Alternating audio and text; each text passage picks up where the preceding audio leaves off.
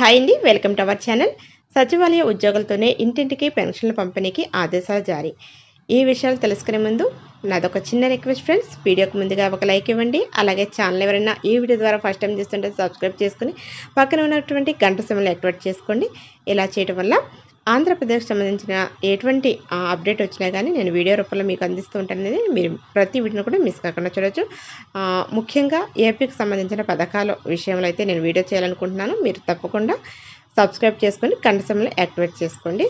ఇక వివరాల్లోకి వెళ్ళినట్లయితే ఫ్రెండ్స్, ఏపీలో గత 3 నెలలుగా సంక్షేమ పెన్షన్ల చెల్లింపులో తలెత్తిన సమస్యలకు ఎట్టకేలకు ముగింపు పలికారండి. రాజకీయ కారణాలతో లబ్ధిదారులకు ఇంటింటికి వెళ్లి పెన్షన్లు పంపిణీ చేయకుండా బ్యాంకు ఖాతాలకు బదిలీ చేసి తీవ్ర ఇబ్బందులకు అయితే గురి చేసేలా కొందరు అధికారులు అయితే వ్యవహరించారు. అప్పట్లో అధికార పార్టీ ఒత్తిడితోనే చేశామని ఆరోపణలు కూడా ఉన్నాయి. ఫ్రెండ్స్, జూలై 1వ తేదీన జరిగే పింఛన్ల పంపిణీలో ఎలాంటి జాప్యం జరగడానికి వీల్లేదని గ్రామ వార్డు సచివాలయ శాఖ మంత్రి డోలా శ్రీ బాల వీరాంజనేయ స్వామి అన్నారు. బుధవారం రాష్ట్ర సచివాలయంలో మంత్రిగా బాధ్యతలు చేపట్టిన ఆయన వెంటనే ఆ శాఖ అధికారులతో సమీక్ష సమావేశం అయితే నిర్వహించారు. సచివాలయ ఉద్యోగులంతా పింఛన్ల పంపిణీలో పాల్గొనేలా చర్యలు తీసుకోవాలని ఆదేశం అయితే ఇచ్చారు. ఇక ఇప్పటి వరకు 1,90,000 మంది వాలంటీర్లు రాజీనామా చేశారని, రాజీనామా చేసి కూడా సెల్ ఫోన్లు, సిమ్ కార్డులు స్వాధీనం చేయని వారి సంగతి ఏంటని అధికారులతో ప్రశ్నించారు. అలాంటి వారిపై వెంటనే చర్యలు తీసుకోవాలని కూడా ఆదేశం ఇచ్చారు.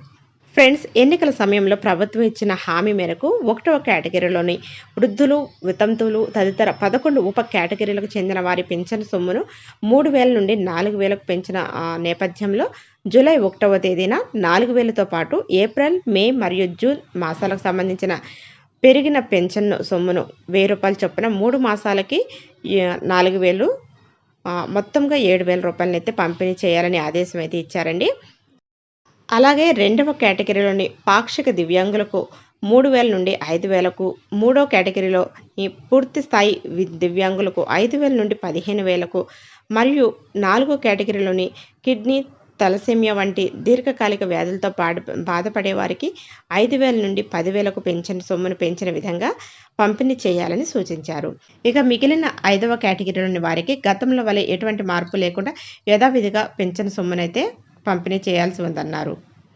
ఫ్రెండ్స్, జూలై 1వ తేదీన ఉదయం 6 గంటల నుండి పింఛనుదారుల ఇంటి వద్దే పింఛను సొమ్మును పంపిణీ చేసేందుకు గ్రామ వార్డు సచివాలయ ఉద్యోగులతో పాటు అవసరం మేరకు ఇతర శాఖ ఉద్యోగుల సేవలను కూడా వినియోగించుకోవాలని అయితే ఆదేశం ఇచ్చారండి. ఫ్రెండ్స్, ఒక్కొక్క ఉద్యోగికి 50 ఏళ్ల చొప్పున అయితే పెన్షన్ల పంపిణీకి పెట్టారండి.